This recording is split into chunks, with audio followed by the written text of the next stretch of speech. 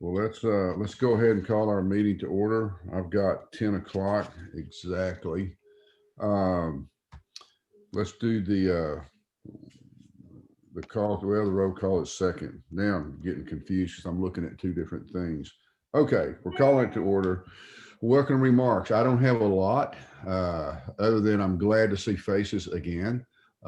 Looking forward to us being when we're not virtual. I don't know when that'll be, maybe in the summertime. So looking forward to that. We do have a good meeting in line this morning, and it's going to be jam-packed. So probably going to be here till pretty close to noon, I would think.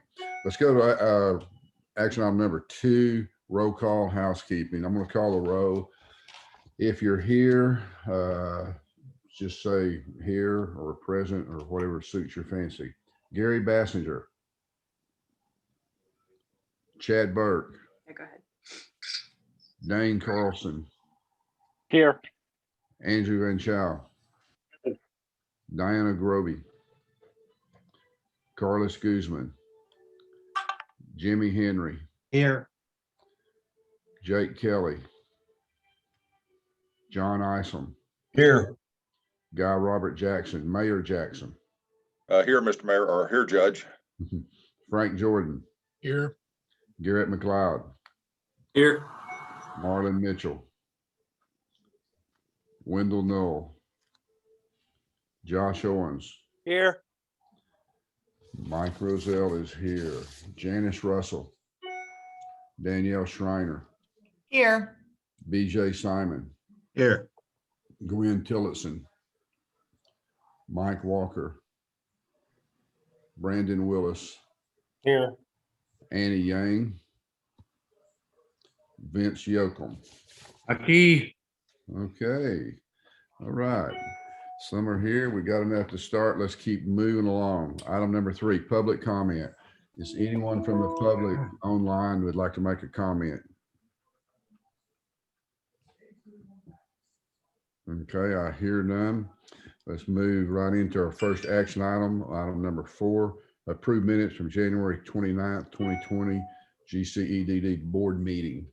Do I hear a motion to approve? I move to accept the minutes as written. I second that motion. All right, motion made second. Any discussion? Okay, those in favor, just say aye. Okay. Aye. All right. Here's what we'll do, make it easier. I'm going to ask for those opposed, and if we have none, the motion will pass. Item number 5, approved financial reports. Yeah, today we have 2. You should have in your packet an update to both the local development corporation's portfolio through February's payments. And then you'll notice the GCEDD has started a new planning grant cycle. So we've restarted. There's not a whole lot in there that's transacted since our last meeting. So this is going to be working towards the next 3 years. But let me know if y'all have any questions, and I'll take care of that. Any questions? If not, do I hear a motion to approve? So moved. Okay, do I hear a second? Second. Second. Okay, all those opposed, excuse me, any further discussion? All those opposed? Motion carries. Action item number 6, membership. Jillian. Yeah, thank you, Judge.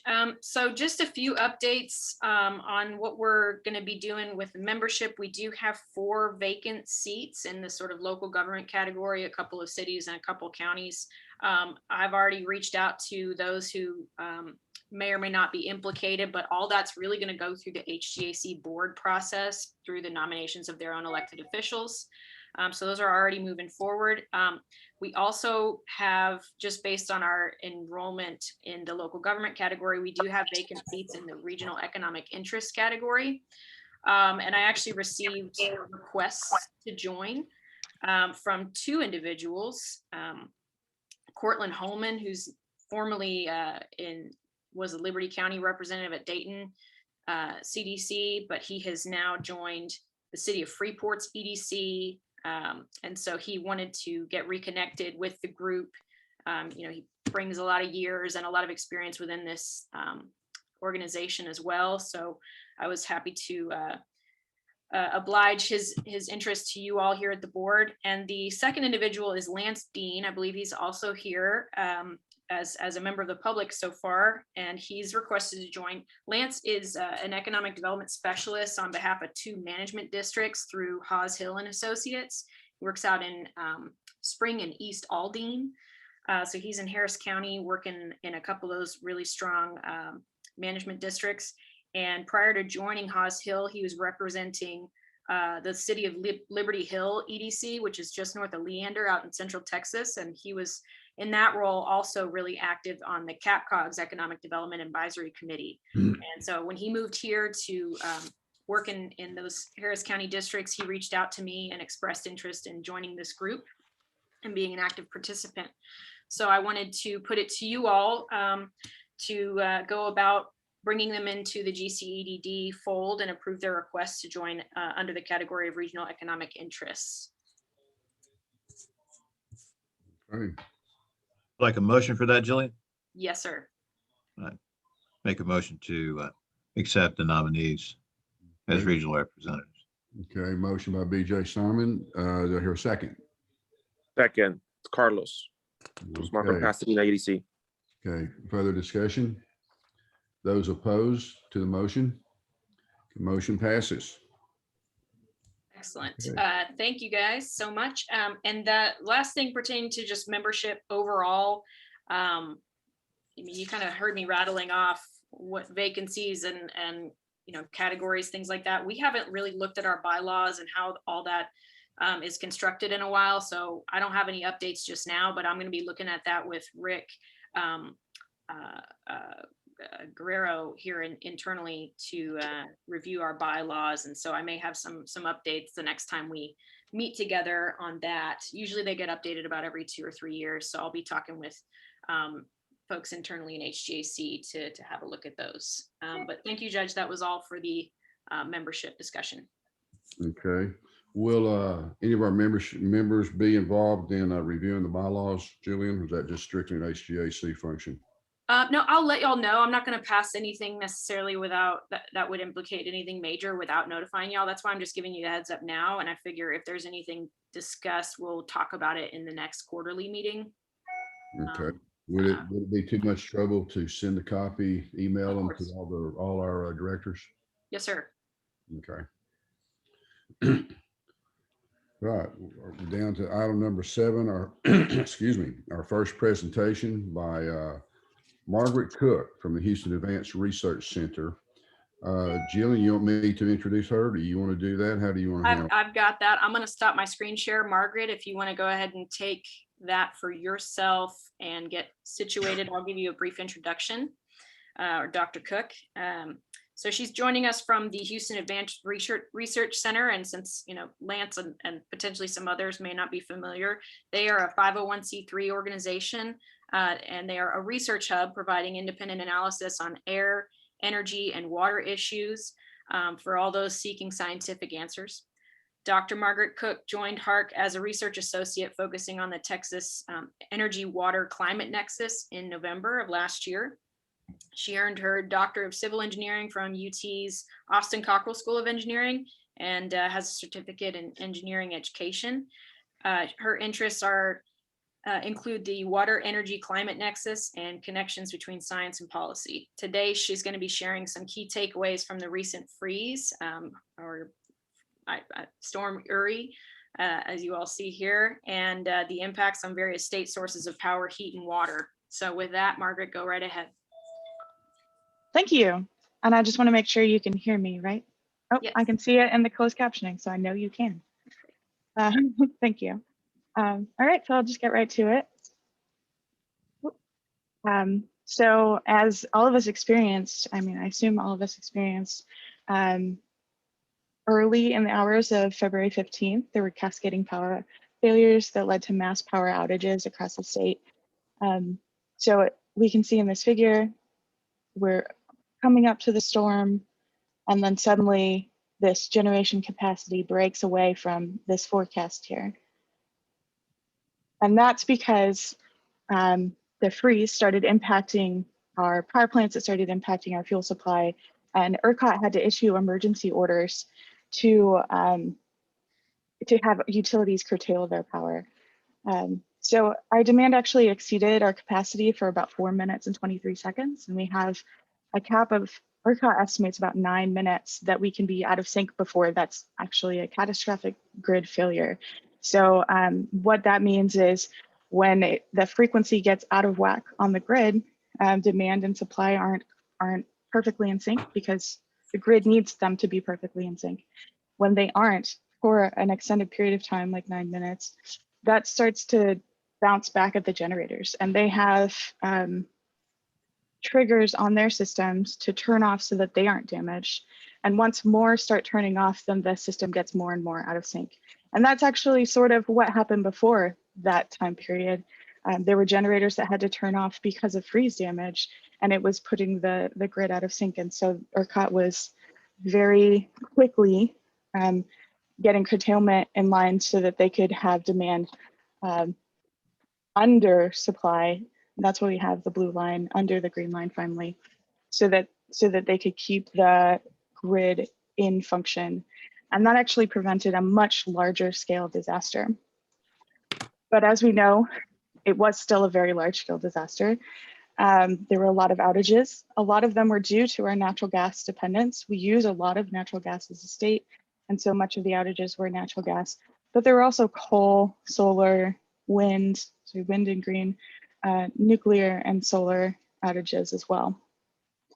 And again, those natural gas outages were mostly because we rely so much on natural gas. We use a lot of natural gas in the state of Texas. We also use a lot of coal and wind. And so those were big outages as well. And another reason that we had huge outages in natural gas is because natural gas is not stored on site in the volumes that it is for coal. It's not delivered on site in the way that wind and solar are. It relies on a supply chain. So this figure shows the failures in the supply chain that could have happened during Winter Storm Uri that led to some of the issues that we had. And basically, there's a lot of points in the supply chain where we're relying on liquids, and those can be subject to freeze. There's also a lot of points in the supply chain where we're relying on electricity. And if there's a power outage, and especially if the wells themselves or the infrastructure is not listed as critical infrastructure, which did happen, then they're not going to get electricity even if there is some available.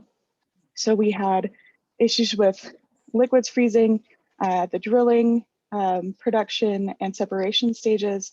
We have electricity issues at all of those, and then also at compressor stations, transmitting by pipeline, and at our power plants, they had freeze issues as well. And in our homes, if your furnaces and your heaters need electricity to run, but you're only getting natural gas, that's not useful.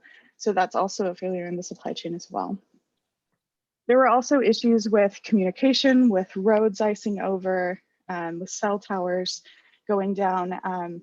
A lot of the supply chain relies on the ability to call different people to be able to drive on site. And so if there's issues with those other points of infrastructure, transportation and communication, then there's going to be issues with our natural gas supply chain as well. So these are all things that we would need to shore up for another disaster.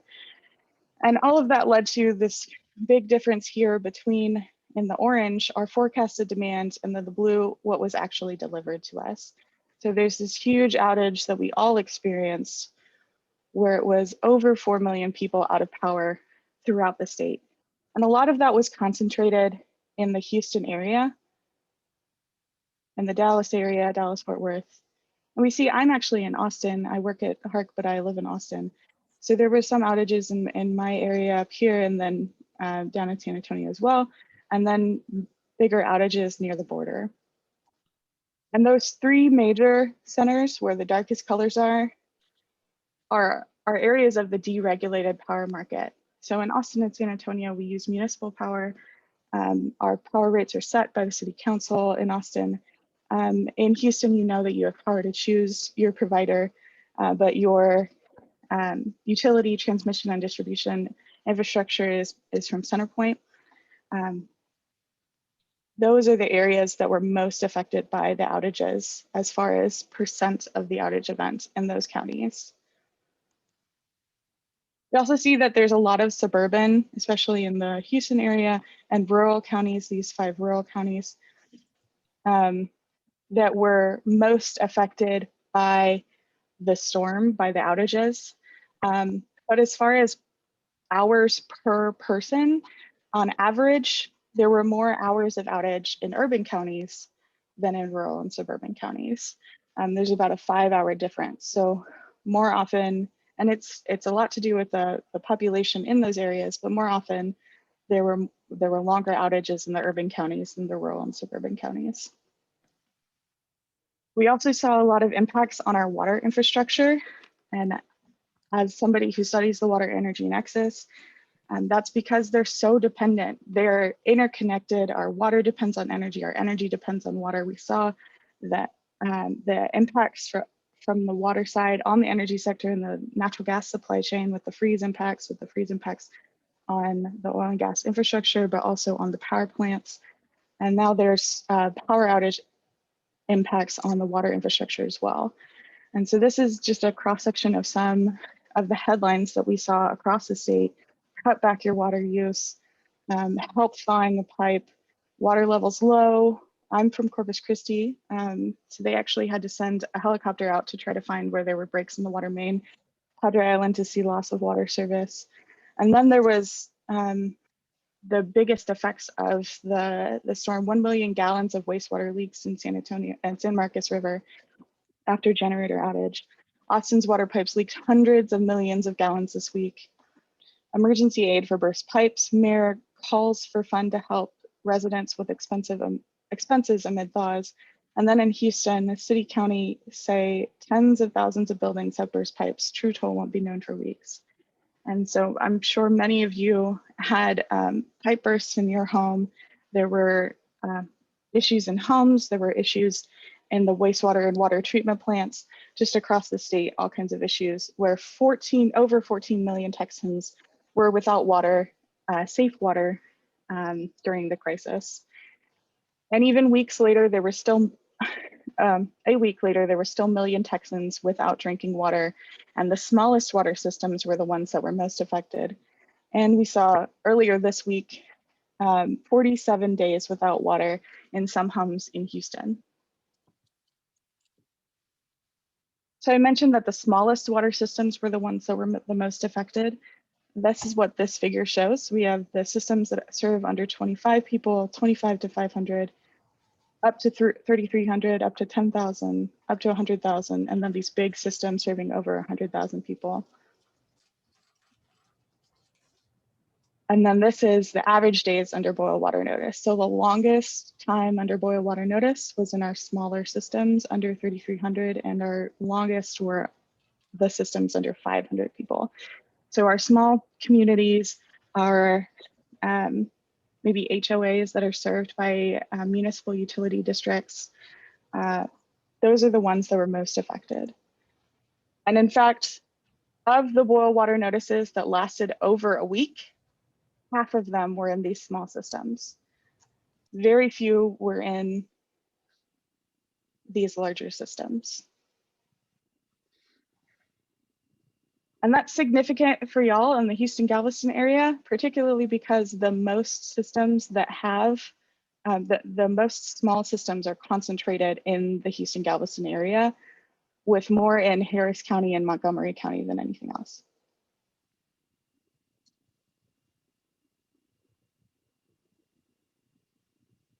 Margaret, are you taking questions, by the way?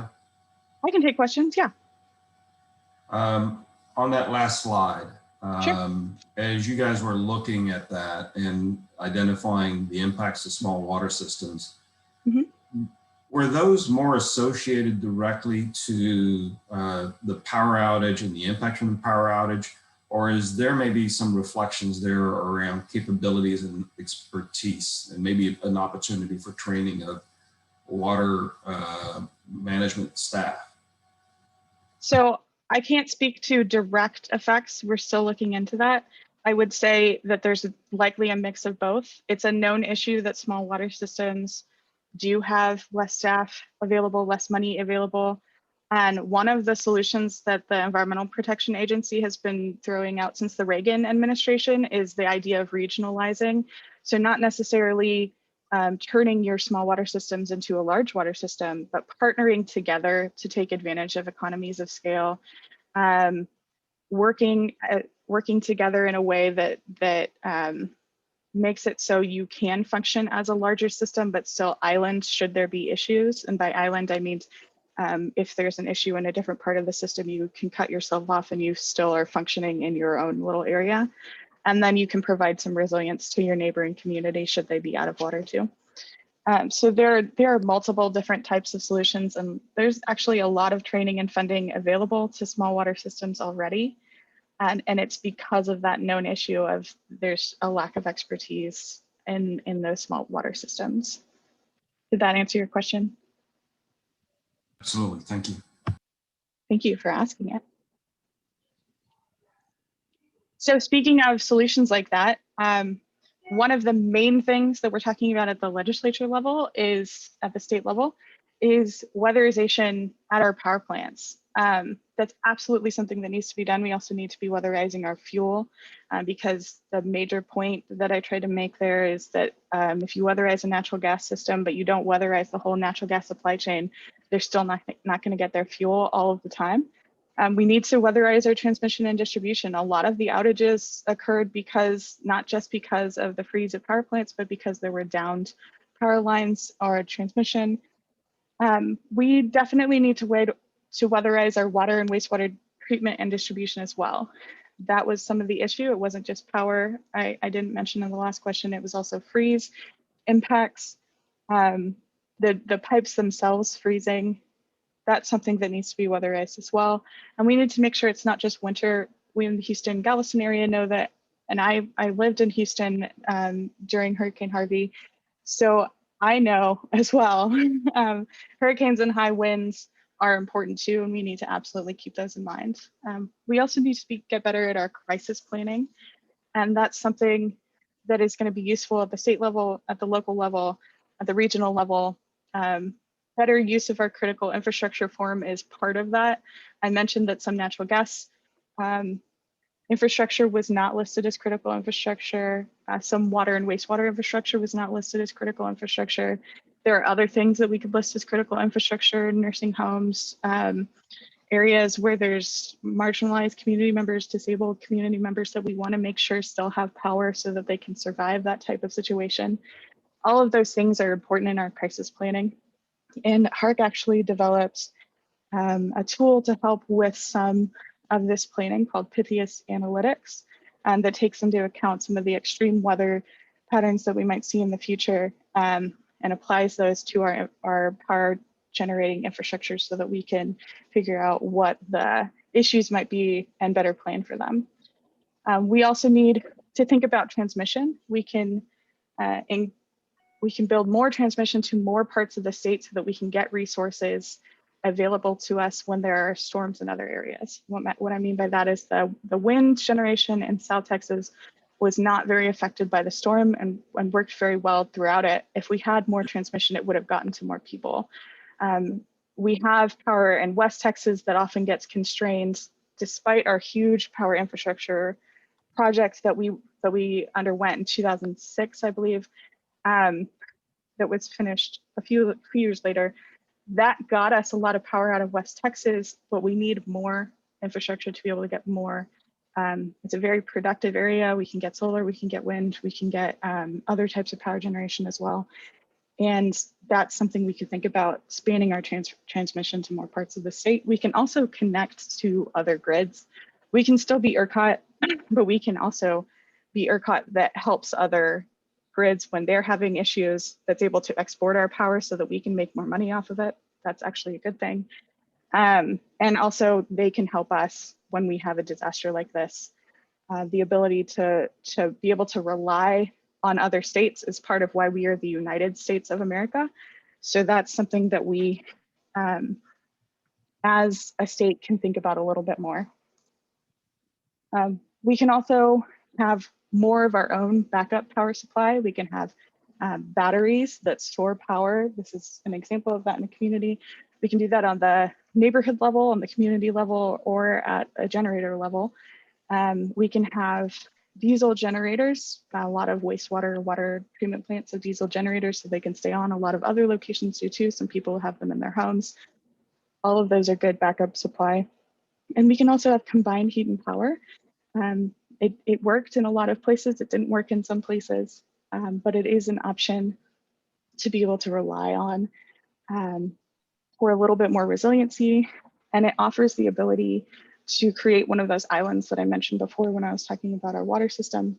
When we have distributed solutions like microgrids, like solar in combination with storage, like distributed water treatment, we can create islands where we have the resource, the water or the power available to us, cut off from other people so that we're not experiencing those issues, but also in a way that we can still provide those resources to others should they need them. So it creates like hubs of water and power, water or power, depending on what the resource is, depending on if it's solar storage, a microgrid, distributed water treatment, a battery, any of those things. So a hub of resilience that people can come to for their needs. That's also a solution. And we can also even the outage burden. We have smart meters available. We have the ability to understand who should be online, who is critical infrastructure and who isn't, and we can make better use of those things. And that will also help us roll outages more, because as we know, the outages were supposed to roll, but they didn't. And so that's an option that's available to us.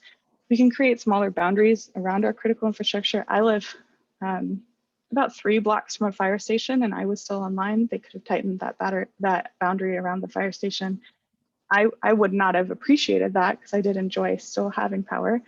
But that is an option that means that the fire station still has power, and the outages can roll a little bit more.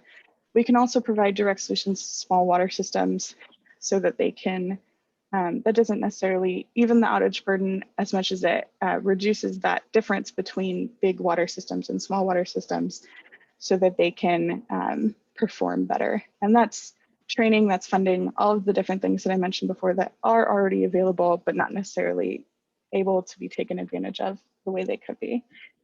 And finally, in our homes, we can do more weatherization and energy efficiency. When we do that, we reduce the amount of power that we need in our homes, and that saves us money. It also means that should another outage occur, we are safer. We are warmer for longer. In the winter, we are colder for longer in the summer, and we save money year round. We can also improve our communication between utilities and residents and utilities.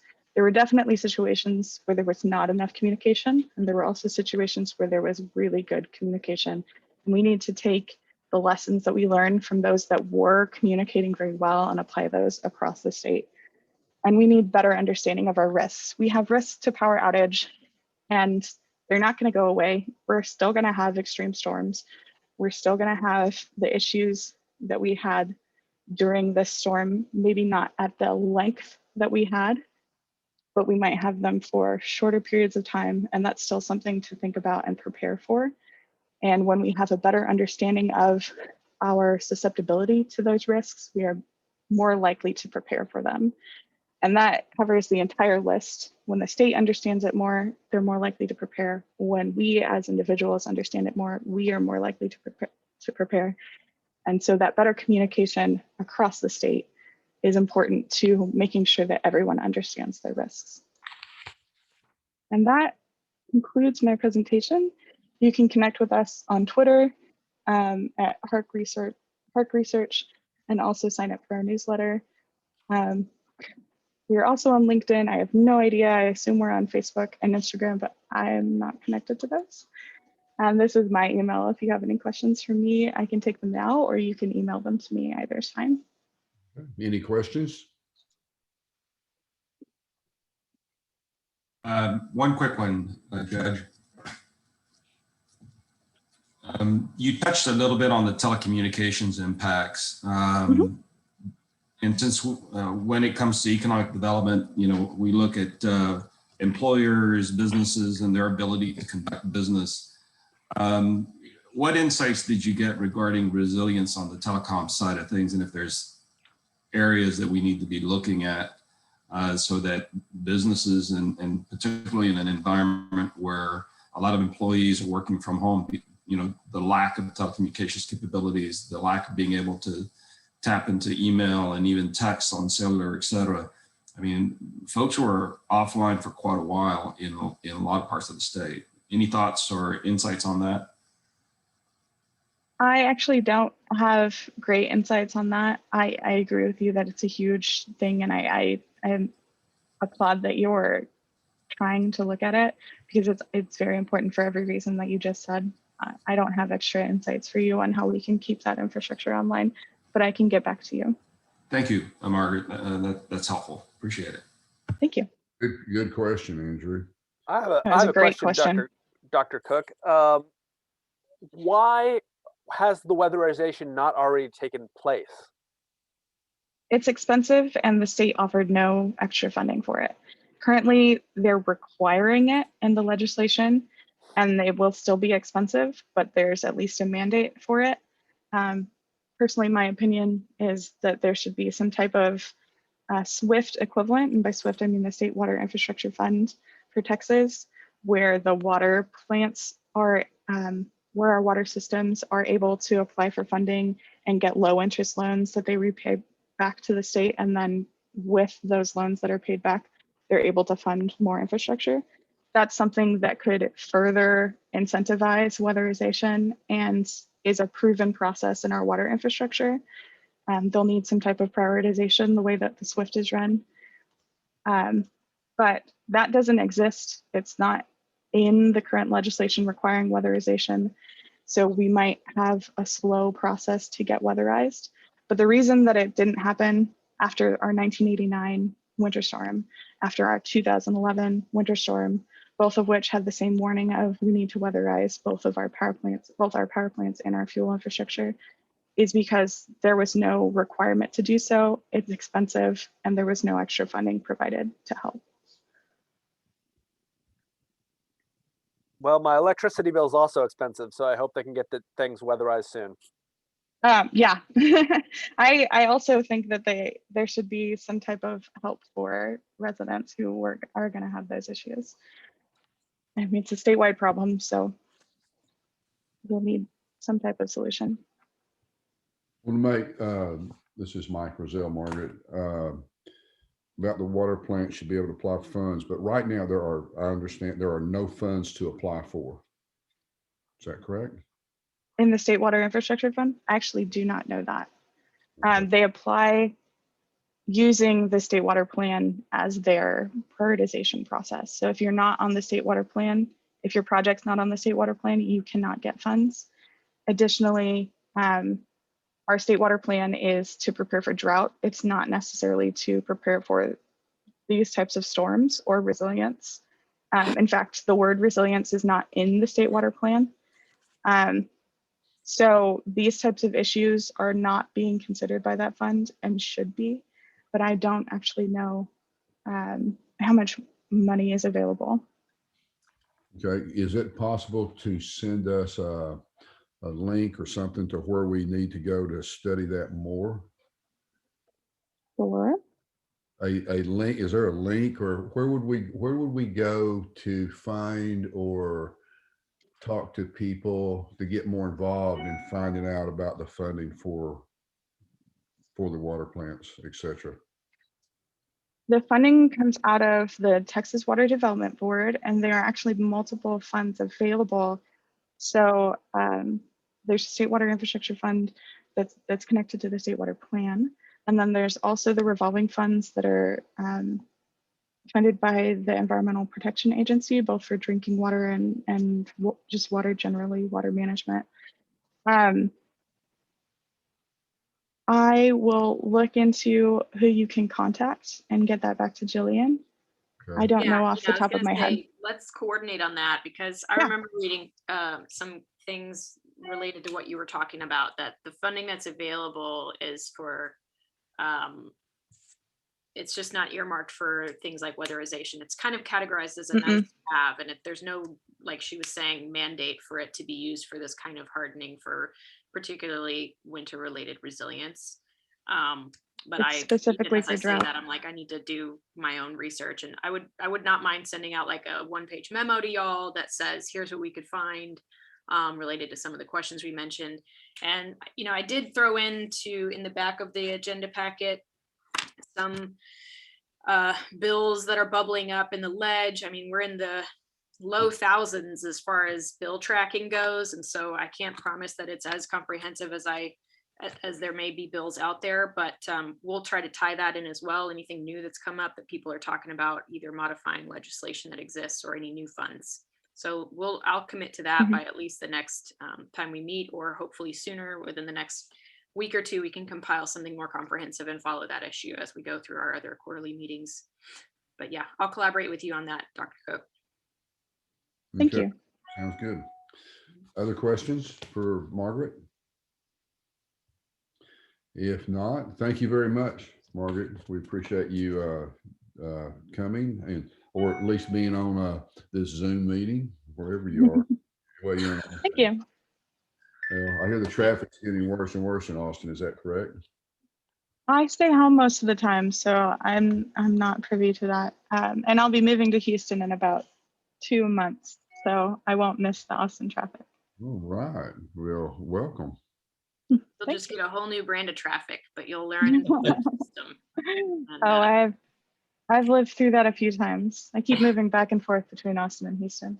yeah, you can go one loop in or go one loop out and still get around. So Right. I see Brett Perlman has got his presentation up. I will go ahead and give you a quick introduction before you get started. So you won't have to brag about yourself so much. So happy to have you here today. CEO for the Center for Houston's Future. For those of you who are not familiar with that organization, Center for Houston's Future focuses on matters of highest importance to the long-term future of the greater Houston region, and mobilizes leaders to take action on these issues collectively and individually. The center was founded in 1992 as a committee within Greater Houston Partnership, and then became a separate organization around the year 2000. The two organizations continue to collaborate on issues facing Houston. Brett has served as the chief executive of the center since 2017. Prior to joining the center, he served as he held a fellowship at Harvard's Advanced Leadership Initiative. And he came to Harvard's program after serving as the commissioner on the Public Utility Commission of Texas, where he was appointed by then Governor George W. Bush in 1999. While in public service, he led the successful restructuring of Texas's $37 billion electric utility industry and $4 billion telecommunications industry as these markets opened to competition. As a result of Perlman's efforts, Texas has been widely recognized as an international model for success in electric market restructuring. Today, he'll be sharing some information on the center's strategic initiatives in the energy sector. So with that, go right ahead. Brett. Thanks, Jillian. Yeah. And Margaret did such a great job. Well, first, you guys can hear me, right? Yes. Okay. Margaret did such a great job on talking about the blackout that I was not going to cover that. I'm happy to answer questions about it. But, you know, I think a lot of the things that she said, I would just second. And the idea of using some of the mechanisms in the from the water sector I have not actually heard of. And I think those are really great ideas and need to be explored more as potential avenues for addressing winterization. So those are really great ideas. At the end of the presentation, we can certainly talk about more, and maybe, you know, if there are questions, I'll leave time. Maybe Margaret and I can continue into that dialogue about that topic, because I know it's an ongoing source of conversation as we start to think about how do we make sure that Texas continues to be a model for electric restructuring that we all thought it was before the blackout. What I wanted to do today is talk really more about some of the work we're doing at the center on the energy transition. And, I think we are going through this transition in the energy industry and, driven by many, many things, by climate change, certainly, certainly driven by the need, by differing costs of renewables, by different costs of different fuel sources, some of which you'll see as we go through this, by decentralization, by reliability. All these trends are driving the need to think differently about energy. And as the energy capital of the world, Houston is going to be, the Houston region is going to be affected by these. And so we at the Center for Houston's Future obviously are very interested in this topic and have been doing a little bit of thinking about what it might mean for the Houston region. As Jillian introduced us, we have been around as an organization for a while, as an independent organization for 20 years. We spun out from the Greater Houston Partnership in the year 2000, really as an entity to think about how do we work on some of the issues of great importance to the Houston region. And we've been doing that by bringing together business, government, and community stakeholders to engage in fact-based strategic planning and collaboration. And so a lot of the work that you're going to see today, and I'm going to focus just primarily on our energy work, but we've also done work in healthcare. We've done some work on immigration. We've done that in a collaborative process where we've brought people from across the community together to work on these issues. And so HARC has been a partner of ours in some of this work, as well as Rice, University of Houston, H-GAC, and many other entities in this work. I'm going to talk primarily about our energy, which is which is one of our strategic initiatives. But we also do work in leadership. We have a leadership training program called Leadership Forum. I saw Andrew Van Chow was on the call today, and he's been a active participant, graduate of our leadership program, and an active participant in our grad engagement activities for a number of years. And we'd welcome really the involvement of any of you in our leadership activities. It's a way to get more involved in what's going on in the with other leaders in the community, and really to start developing and enhancing your network.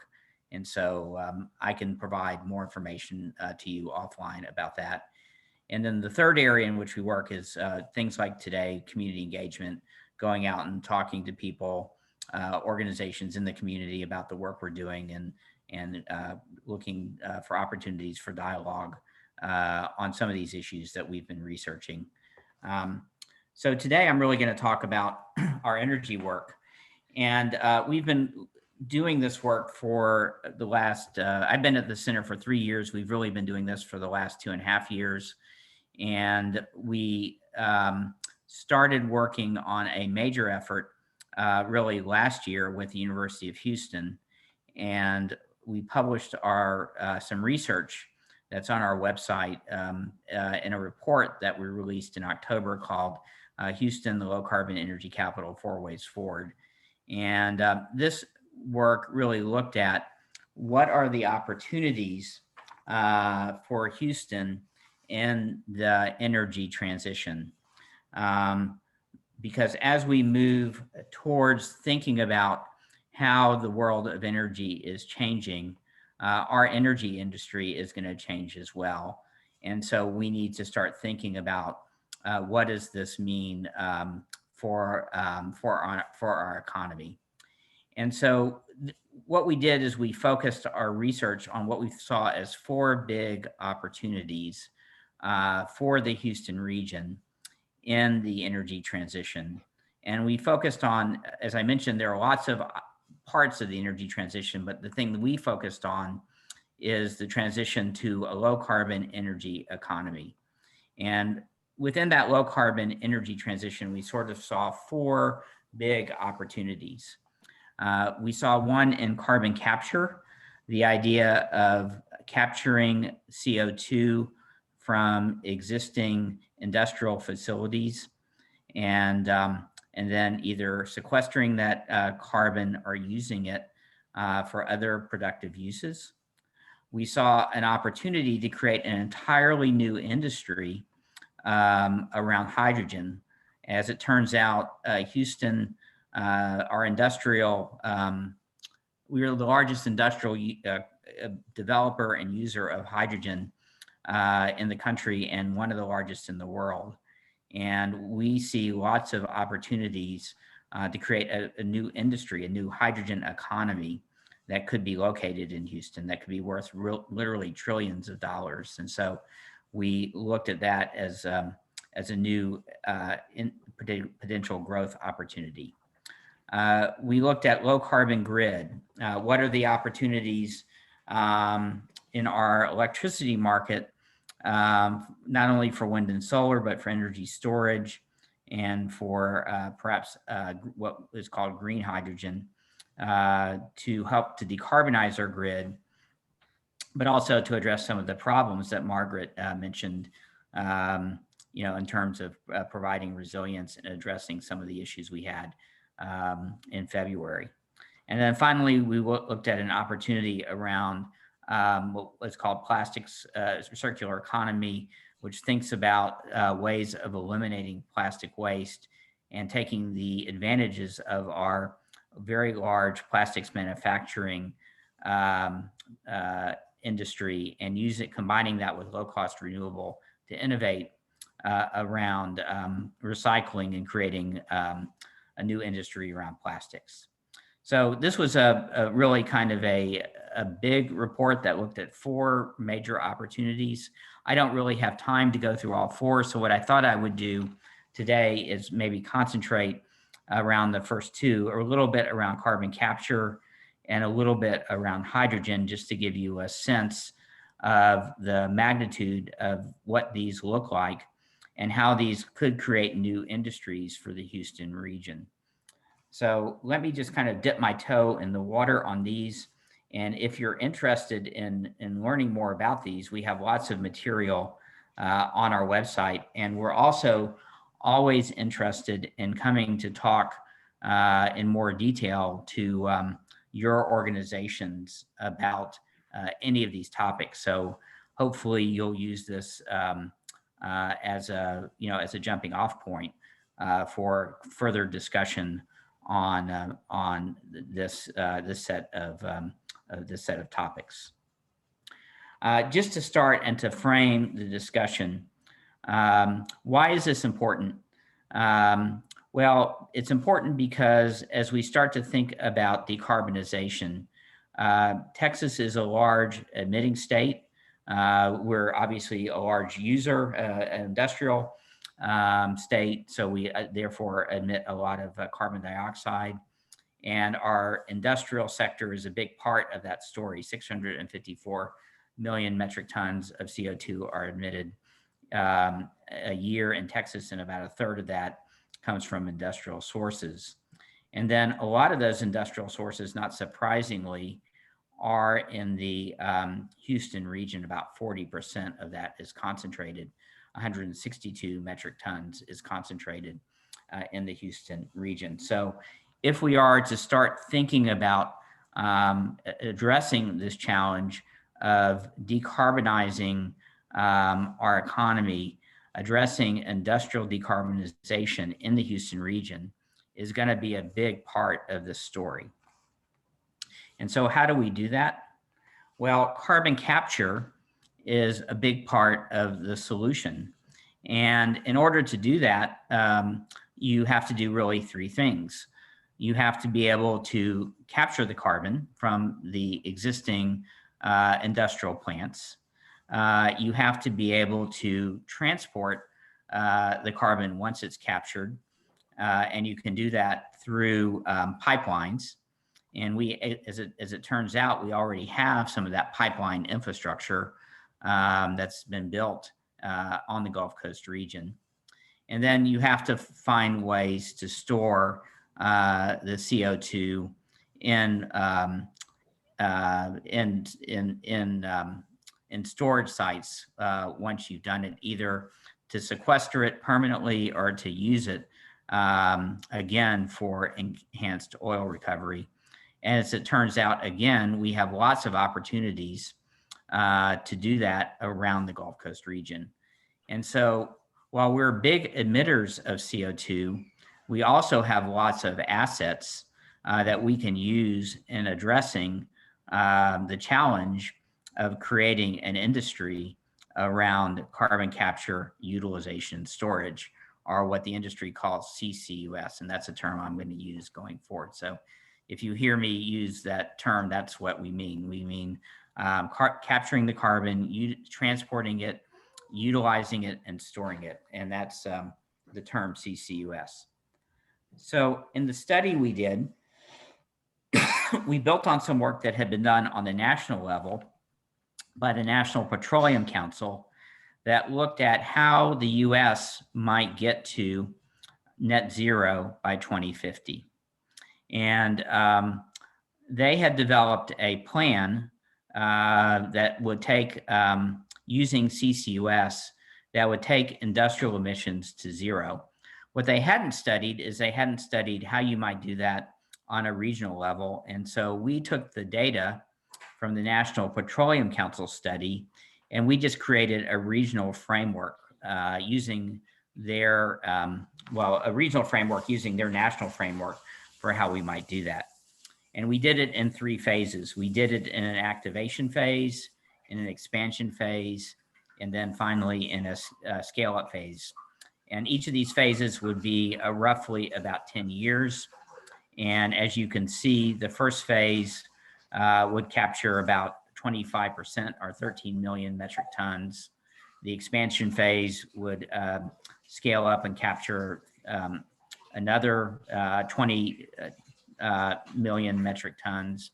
And then finally, the last phase would capture the remaining CO2 to get you to net zero by 2050. Now, interestingly enough, in this activation phase, as it turns out, we have, because we have lots of plants emitting CO2, we have lots of great targets for capturing the CO2 relatively cost effectively. And some of these targets are hydrogen plants along the Gulf Coast. And so this actually creates some interesting opportunities for us to start to build a new industry, not only to reduce our carbon footprint in the ship channel and in the Gulf Coast region, but actually to create a new industry. And so while we're thinking about decarbonizing our industrial emissions, we can also start to build a new industry around hydrogen. And so I'm going to talk for the rest of my time really about what that might look like, just to give you a sense of what that new industry might look like.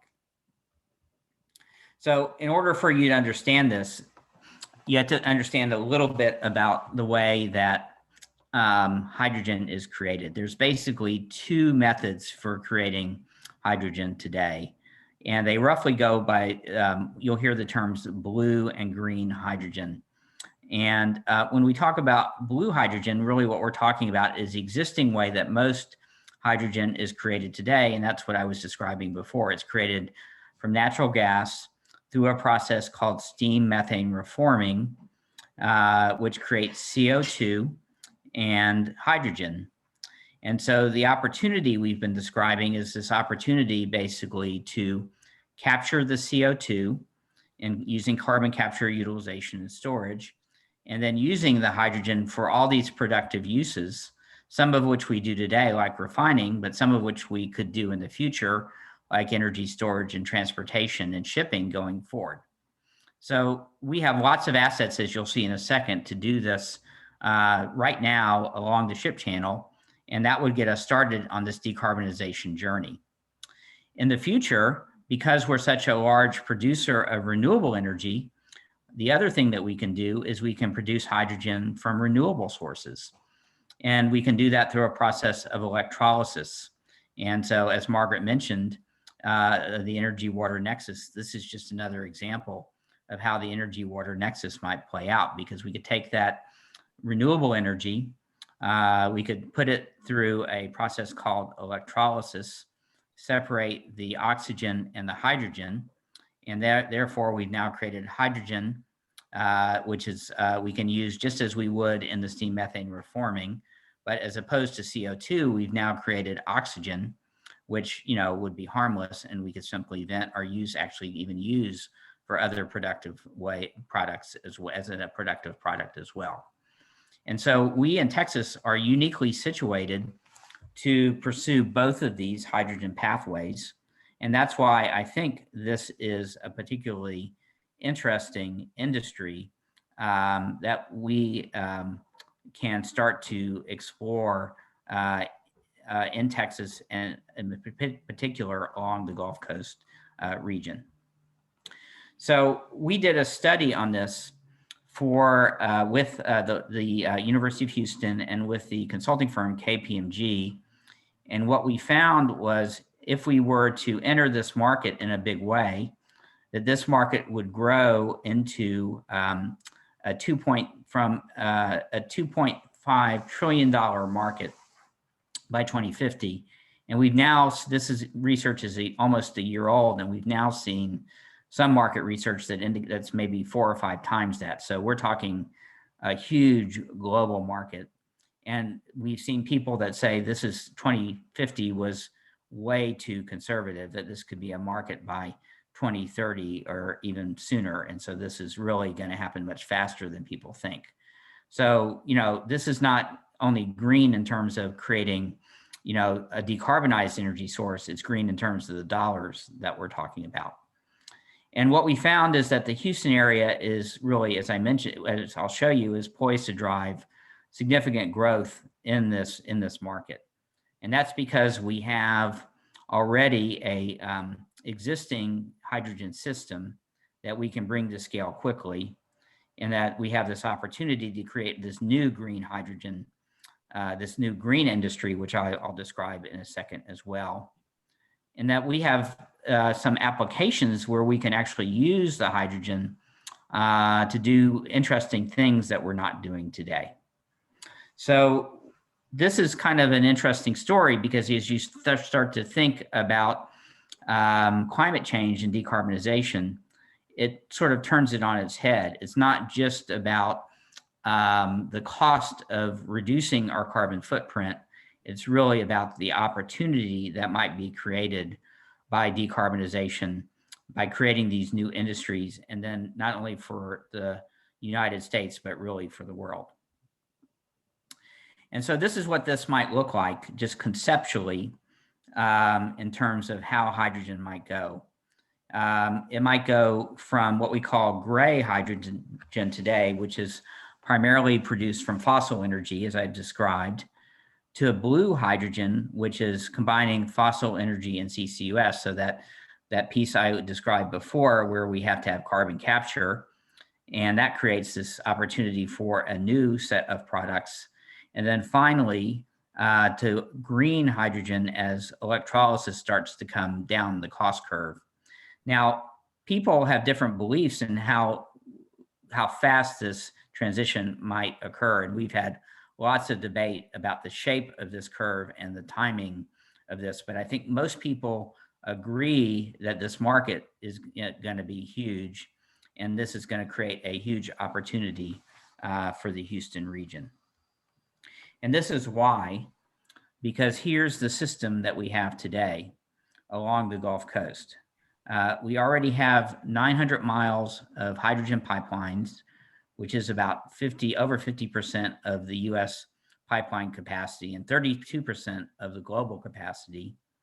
We produce 34% of the US hydrogen already along the Gulf Coast region, which is 8.5 times what they produce in Europe, in the largest European market, Rotterdam, which is really viewed as the leader in this place, in this market.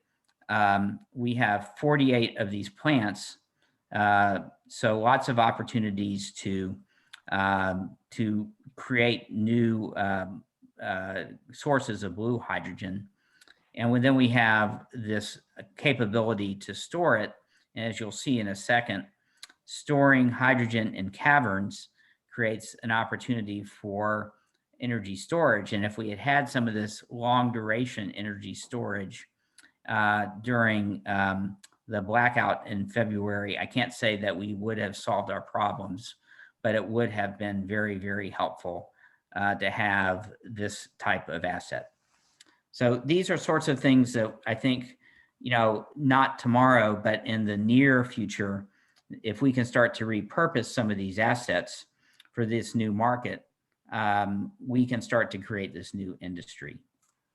And so we at the center are actually looking at these opportunities today, and we are looking at creating some pilots even this year around the very early opportunities, for example, in heavy duty trucking. And so a lot of this work has been going on in places in California and other places around the globe. And as it turns out, we actually have more heavy duty trucks in the ship channel than almost any place in the country. And so creating a market around trucking using fuel cells trucks would make sense in the ship channel area and would start to prime the pump for creating this hydrogen economy. And then on the right-hand side, I've mentioned the opportunity for storage using some of these salt caverns that are there. And if we could do that, then we're starting to create these to address some of the issues that we have. And so these are some of the things that we're working on in terms of thinking about creating a new market for hydrogen. And then we need to wrap this around, we need funding and policy to be part of the solution because all of this will be expensive at first to create. But we believe as it starts to come down the cost curve, it will become economically cost competitive very, very quickly. And so this is the work that we're doing at the center now to start looking at how do we start to create and actualize this market. And so just to finish here, here's a vision for what it might look like. And so here's just a pictorial of what, our hydrogen market looks like today. Here's what a hydrogen cluster might look like tomorrow in terms of all these new applications, whether it's the trucking applications I've mentioned, or the storage, or even the export applications. And then here's what it might look like if we can create this for the state of Texas.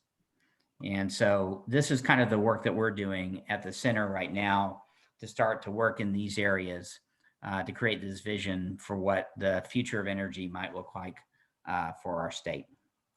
So I'll stop there and happy to answer any questions. I see there might be one in the chat. So Dana, you want to ask your question, or I can go ahead and ask it, or I can just, you're asking about leveraging the 160,000 oil and gas engineers who've been displaced. Yes, so this is a great question because the jobs that we're talking about really won't require a lot of new retraining. The skills that we're talking about are directly applicable in these new industries. And so the quicker we can start working on this, on developing these CCUS projects, on developing some of these hydrogen ideas, the faster we can start to create the new job opportunities. And these jobs, interestingly enough, will be high-paying jobs too. Though, I think one of the things I didn't talk about, but one of the things we studied at the center is the growth driver of the Houston economy and the state has been really our energy industry, because the energy jobs tend to be not only high paying, but high multiplier jobs. They're jobs that create other jobs. And so the jobs that we're talking about here are very similar in the sense that they will the skills will be directly applicable, and the jobs will be very similar in the sense that they will be high multiplier jobs, high paying and high multiplier jobs. Chuck McConnell, my colleague at the University of Houston, actually wrote an op-ed in the Chronicle, I think the last weekend or the weekend before last, sort of talking about this opportunity for Houston to excel in these high multiplier jobs. And so this is kind of why we're looking at this area. And thank you for that. I have a follow-up question too. Do you actively have someone working on this human capital transition, this resourcing? That's a great question. So we, the Greater Houston, if you wait about a month, and I keep this quiet, it's just between us guys, there is going to be an announcement at the partnership. I think you're going to see a big announcement of a community-wide effort to start working on this in a big way.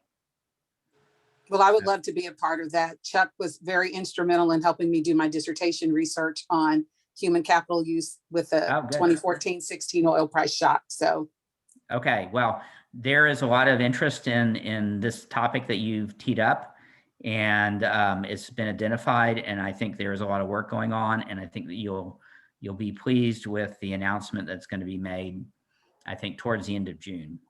About so we're just at the very beginning of this process of thinking about how do we make these work on this, this jobs transition. And happy to talk more to you about that. It sounds I will like reach out to that would you. be something that would be where there would be opportunities to work together. Thank you. Okay, other questions? Okay, great presentation, Brett. Appreciate it. Will these slides, just to Brett or to Jillian, will these slides be available for the directors? Yes, they've already been sent out to you all. I think they're even on the calendar invite. They all get added to our GCEDD board meeting website along with this recording. If there's something you remember that he said that's not in the slides or something, this will all be available to you all going forward. Okay, super. All right. Next one, Jillian, you have this on our updates. Yes, sir. I'm switching back to my agenda just for y'all to look at something, but I'm referencing some of the handouts. I'm not going to try to slide up and down too much on the screen because you all have some of these in your packets. The just general GCEDD updates. We spent some time since last meeting on updating our SEDS action plan. There's a copy of the draft because I welcome any additional comments to that. Essentially, the action plan is a more abbreviated and tactical look at our overall comprehensive economic development strategic plan. And so we sort of shifted that and updated it to reflect what do we really want to focus on in the next 12 months. It was, we didn't remove anything, so we're still focusing on those existing priorities because a lot of them are related to things like grants and stuff that we do continue to do. But we added a few things that are primarily in the arena of, data and reporting and all that kind of strategic analysis, which I think by the next time we meet, you all will have at least some updated county level data and some sub-regional stuff that I've been working on with workforce to include in those packets as well. A lot more collaboration with some outside partners. We are going to be working with GHP or Greater Houston Partnership rather on a couple of events. I've reached out to Craig Rhodes and the folks at the Harita group to talk about some collaborative workshops and or some kind of maybe turn it into something that's more than once, like an institute or something like that. And working with the Texas manufacturers, TMAC, why do I always forget their acronym, on specifically advanced manufacturing initiatives. We'll be, let's see, what else do we cover in here? We have just a nod towards something that we're going to be rolling out in about a month from now. There's a save the date that's going to be sent out on a regional broadband planning tool. It's heavily mapping intensive, but also there's going to be a lot of information in there about a lot of the federal grant programs that have come out for broadband specifically, either on the infrastructure side or on the devices and adoption side. There's several, $1 billion worth of funds to think about leveraging strategically, and about $1 billion of that could directly work into broadband. $1 billion across the country in rural areas can go really quickly. So we're trying to tee up our communities for success in those applications as best we can. So like I said, we'll have an event launching that tool in the next month, and be on the lookout for emails for that. What else? A lot of collaboration with workforce, and I feel like there's a few notes from these conversations that I'm also clued into now that I'd like to add to that conversation or set of conversations as well. But I just invite you all to look at that. Anything that you see that says new is something that wasn't on the previous action plan that we're going to tackle or at least make some good strides towards in the next 12 months. So we won't necessarily finalize that without getting people's feedback. And the last bit of that, I mentioned in the packet, some of our COVID recovery work is starting to take root. We're calling one of the items the Starter Hubs Initiative, and that's doing some on-the-ground entrepreneurship training in our rural and some of our more interurban communities in Harris County. Josh and Wharton and El Campo have been working on that. I see you here, and John Isom, you're also there as well. We're trying to roll out, it's a sort of train the trainers program so that, if you don't have, access to certain resources right there in your community for entrepreneurship, we can roll something sort of nimble and directly into, working with your business owners on getting more resilient outside of just all the tools and loans that are available federally and through the SBDC networks. That sort of covers the more recent things. I think maybe some of y'all saw on LinkedIn, we're also hiring for a couple of positions. I invite you all to share with networks. We're bringing in an AmeriCorps Vista and another planner for economic development to support the agency's various economic development initiatives that I'm a part of and other parts of the institution as well. So please share that and know that, we're going to have some additional staff resources there to support some of these new things that have come up in the action plan. With that, the only other last item I wanted to announce. Jillian? Yes, go ahead. Before you get too far on the points you just raised about the SEDS action plan, I think first and foremost, and Judge, I'm sure you would join me in saying this, but kudos to you, Jillian, for the very adept coordination and engagement and the way that you just worked with GCEDD members to pull this action plan together. And, as our focus on economic development becomes more and more laser focused, I think a SEDS action plan like this certainly makes a huge difference. And I think all the members will recognize that in this day and age, in the COVID pandemic environment, things like a competitive and capable labor pool, a resilient infrastructure, and particularly telecommunications, broadband, are key for economic development to actually succeed. And so having an action plan like this, which is, as the word says, actionable, but also I think very much collaborative in terms of an approach at both the regional, the state, and the federal level. So I just want to make sure that folks appreciate the effort that you personally have put into this and the approach that you've taken. And so just want to make sure that we just don't pass by and not give you the kudos that are due.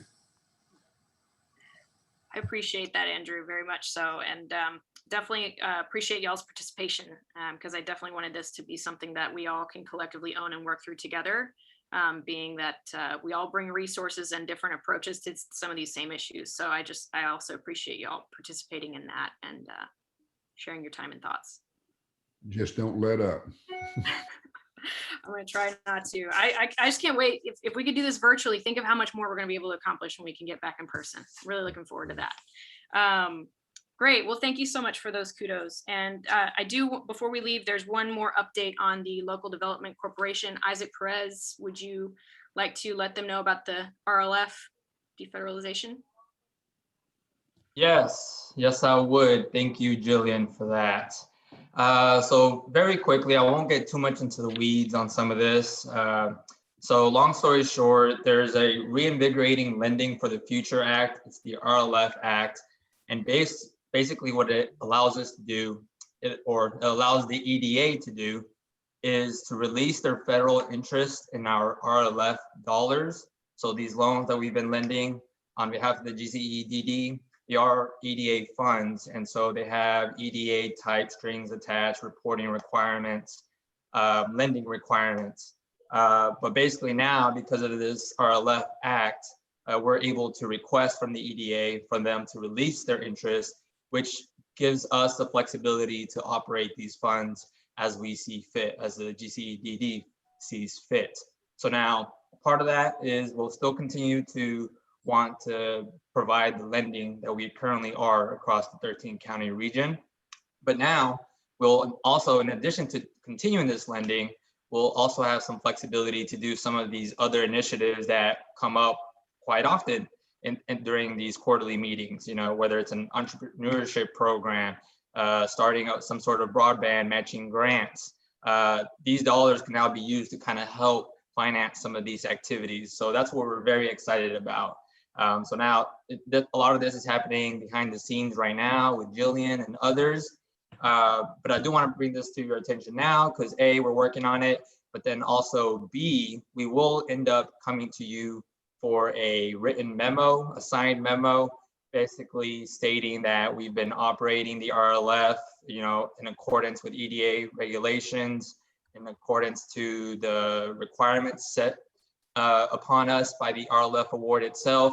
That's just kind of part of the application process. And so I think we might be doing this as soon as the next meeting. Don't quite quote me on that, but we are working through figuring out what initiatives we want to be able to finance and budget for. And so it's just an exciting opportunity. It's not every day that all of a sudden we're given some flexible dollars and we're able to accomplish some things that we might not have been able to in the past.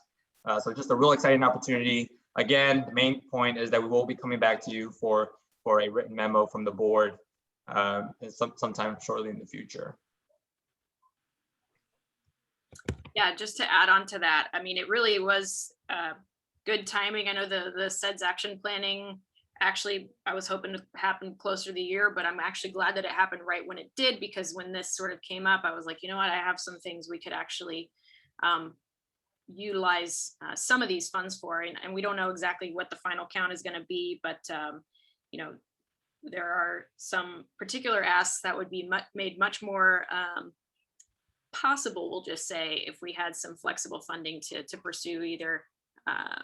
We'll see how the ultimate outlay is going to be, but I just want y'all to know that we're tying in y'all's more immediate concerns, and our broader SEDS is a guidepost for how we're going to utilize these. So we just want y'all to know whatever we put forward will probably still be pretty broad because we're still learning about all of that, but we would like y'all to next time we meet, just be aware that we're going to be letting the EDA know that we're ready to take this back on, and we've got some ideas for how to use it in ways that are in alignment with the EDA and our SEDS. So Jillian and Isaac, great point to flag. In addition to GCEDD members being aware of the RLF and then the connection to the SEDS action plan, how can the members help you guys in this next phase ahead of the next meeting in terms of either providing input, flagging some insights that you may find useful? What are the kinds of things that you would like to see from us as members to contribute to that work? To this specific item that we're discussing? Right, so that when we come together at the next meeting, we'll be prepared to do so in a solid, clear way, and maybe with the kind of input that you may find useful and helpful. Sure. Well, I want to set some expectations that this memo is basically going to just say to the EDA, we're going to use this money in a way that's in alignment with what we're required to do. And from there, we'll still have time to actually decide what the ultimate thing is. So I don't want to present the idea that the memo is going to actually say, here's our line item plan for this funding. It's more like, do we agree that we want to get have it come our way and that we'll utilize it effectively. So I do think the main thing for the next meeting is just like your awareness of it so that you're not surprised, like, what is this? And, you know, what are we asking for? But after that, we would like to specifically engage y'all, I think, before, and I don't know, like he said, if this is going to come up in the July meeting or maybe October, but we will have a specific sort of roundtable around some of these things, and we'll have some ideas proposed to you that, like I said, I'm going to be using our action plan and our SEDS to ground this in, like, okay, this is, we've already said we want to do these things. Here's a proposed use, yay, nay, or something else.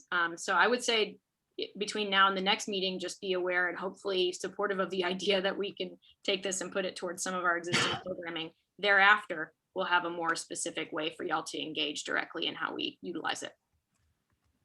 Does that make sense? It does, and I think just very quickly, I mean, I would just take, for example, one of the SEDS action plans has to do with supporting small business incubators, et cetera. You know, as I think around, certainly Harris County has been doing quite a bit in Houston.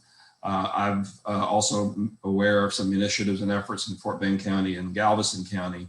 I just encourage some of the other county members also to be, you know, in community community economic development members, keeping in mind some of the activities and actions that are going on there, and to have the conversation so that when it comes time for us to actually engage in that discussion, folks are well connected to those discussions. Yeah. I think that's a great point, Andrew. I didn't want to say too much on it, but I think you bring up the point excellently in that between now and the next meeting, maybe not, but after that, after the memo is done, like Jillian said, a lot of this, we're fully intending on having it rooted on the SEDS. You know, it's nice to have a planning item and actually have some implementation dollars to actually get it done. And so that's why we're very excited. And so, but to that point, if there's something in the SEDS plan that you're saying like, man, this would be fantastic for us to put some effort behind, that's what you can be doing in the background between now and that near future, and whether it's 3 or 6 months from now, be thinking about what is it that would be your preference. Because if you feel very strongly about that, I definitely agree with you on the incubators across these other counties. So for folks in other counties, if you think that, you know, there's a very strong project or initiative that you think we could be able to fund, that's what you could be doing so that you are better prepared, to use your words, Andrew. What's something you can be doing right now to be very ready, to be vocal in a very concise and clear way. I think that's a great way to start. Right. Other questions? Okay. Thanks, Isaac. Jillian, are we on 9 or are we going to 10? I think we're done with 9. Well, we can move to 9 and it'll be brief, but Okay. yeah. That's Wait, I've got 2 9s. Are we on the? I'm sorry, the formatting on my numbers system looks like it got off. See, they're switching. Well, that's okay. 9 and 9 are, I could cover together anyway. We'll just stay with that. So the main tip was that, you know, we continue to follow some particular bills since the previous meeting. So some of those have really just been updated, and we went ahead and sort of added a progress update. And I'm sure if any of y'all are following the ledge right now, everything is in committee and everything is getting public comment right now. And, you know, there's like 5 different versions of some bills. We tried to, you know, make this a clickable item for you to sort of see where it is in the different committees, and give y'all a reference like this is the same as that bill here and there.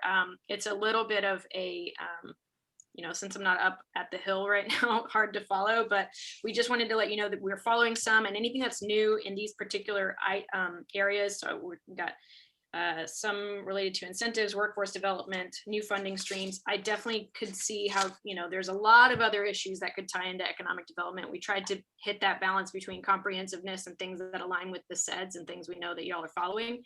If there's anything missing that you think you want to make your colleagues aware of particularly, please let me know and I can add it to the list, and we'll continue to update this on through next meeting. And hopefully some of these will be resolved and we'll actually know what policy context we're walking into.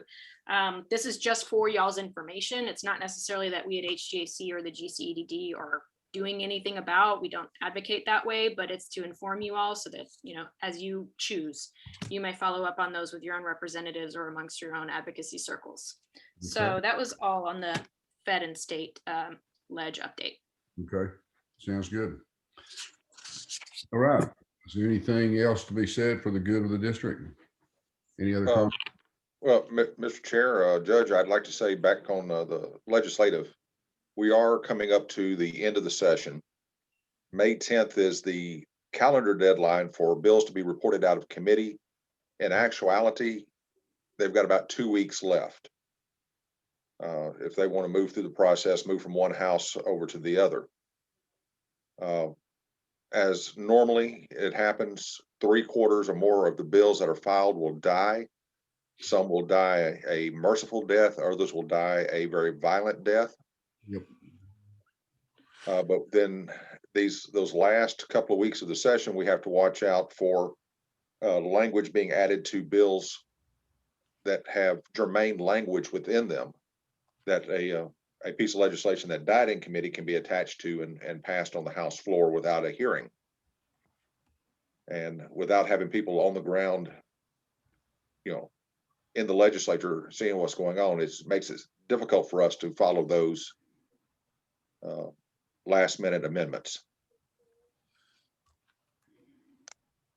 Thank you, Guy. I know you've been an announcer for some baseball tournaments, and I really wish you could be our announcer for this ledge session after that brief highlight. So thank you for that. Well, We'll be on the lookout. Jillian, actually, normally I am, at least for the workforce board.